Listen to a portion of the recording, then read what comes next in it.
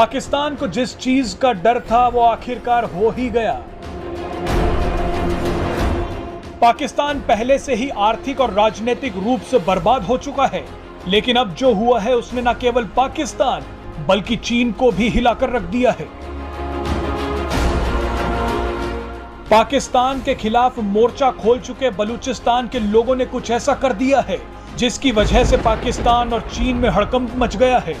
सबसे मजे की बात तो यह है कि बलूचिस्तान के लोगों ने यह आवाज भारत में बैठकर उठाई है।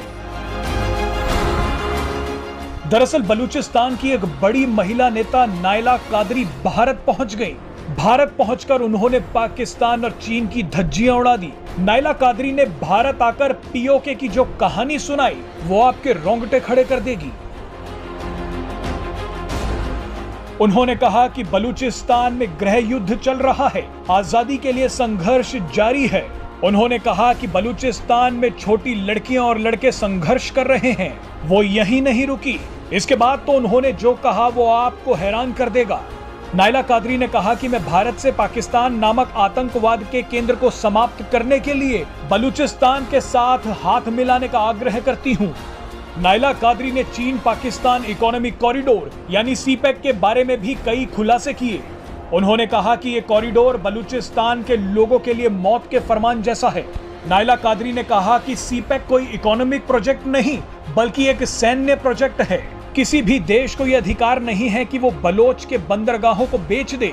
वो हमें चीनी और पाकिस्तानी बस्तियों के निर्माण के लिए पुश्तैनी जमीन से विस्थापित कर रहे हैं। आपको याद दिला दें कि साल 2016 में नायला कादरी का बयान काफी सुर्खियों में आया था।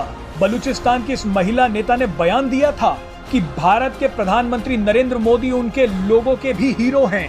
आखिर में नायला कादरी ने ऐसी बात कह दी जिसने सबको हिलाकर रख दिया।